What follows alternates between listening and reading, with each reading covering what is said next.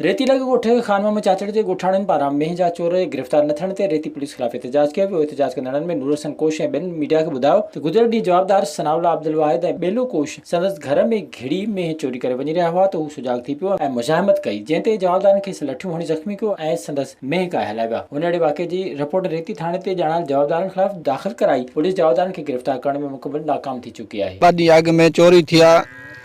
राति जो धक हणी मुड़ुस खे में जेको आहे कढी आहे न। राति जो पुलिस वाक़े वारे हंधि आई आहे। ॻोठाणा सभु गॾिजी असां पहिरें में वाहर में गॾु रहिया आहियूं।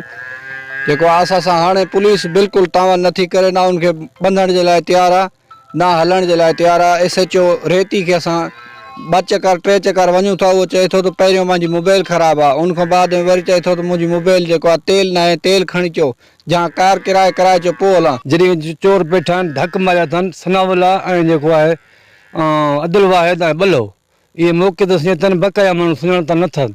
जंहिं उन टाइम पुलिस सां गॾु लॻी आहे। वरी असां सुबुह विया आहियूं, FIR करणु विया आहियूं। असांखे में मिले कॾहिं चवंदा आहिनि असांखे तेल कोन्हे, कॾहिं चवंदा कुझु कोन्हे, रोज़ असांखे तड़पाए मुटाए छॾींदा आहिनि। ओड़ा SHO ॿुधायो त फ़रियादी नूर हसन कोश जी फ़रियाद ते हिकु जवाबदार सनाउल्ला कोश खे गिरफ़्तार कयो आहे। ॿिए जवाबदारनि जी गिरफ़्तारी लाइ छापा हयां पिया वञनि, खेनि जल्द गिरफ़्तार करे लाकअप कयो वेंदो। विज़िट कयो अवामी आवाज़ मीडिया ग्रुप जी वेबसाइट awamiawaz.pk।